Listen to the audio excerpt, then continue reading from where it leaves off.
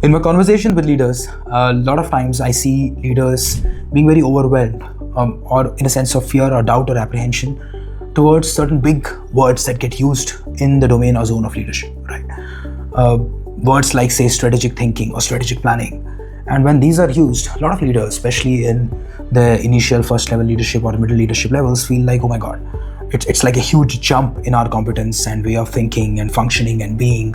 That's I can't do that. That's not me. I'm not from some elite institution where I've done MBA from some IIMs or Harvards or Stanfords. So I don't understand these things. But it's important for you to understand that that's not what it is.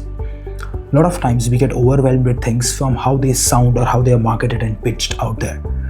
It's important to relax and ask yourself, what does that really mean? And if you break it down in very simple ways, say strategic thinking. The second word is thinking, which means it's about a thought process. And the first word is strategic. So what is strategy? Where does it come from? It comes from the word strategy. And what is strategy? Strategy is a plan, a way to move forward, a way to accomplish something, an objective or a goal. And also thinking of the impact that will happen in short term or long term of this plan that you're creating to meet that objective. That is all it is.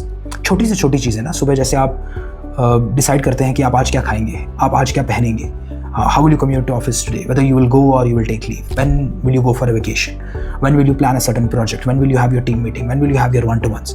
If you go deeper and ask yourself, how do I plan these things? What goes into me deciding how will I do it, when will I do it, will I do it, will I not do it, who will do it, who will I collaborate with?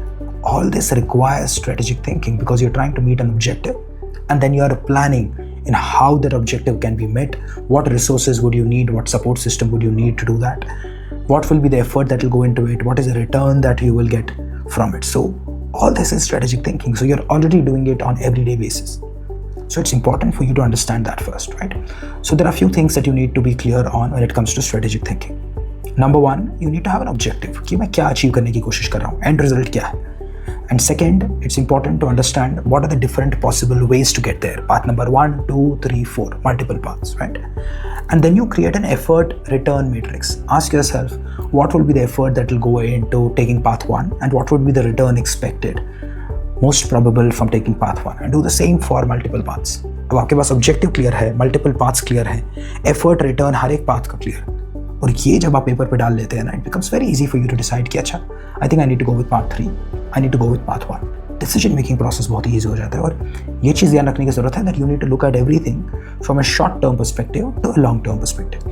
अगर आप सब कुछ long term देखेंगे तो short term में loss हो जाएगा. अगर आप सब कुछ शॉर्ट टर्म भी देखेंगे तो लॉन्ग टर्म में नुकसान हो सकता है. तो दोनों चीज़ों को कंसिडर करने की ज़रूरत है. This is strategic thinking, nothing more than that. So practice it on your smaller decisions. Just put them on paper and ask yourself, what is the objective of this and how am I choosing which path to take, what to wear, what to buy. और ये छोटी-छोटी चीज़ें आपको confidence दिलाएंगी that you're already good at strategic thinking. You just need to structure it in a way that it fits in a professional environment as well. All right, so try this out and let me know how this worked out for you.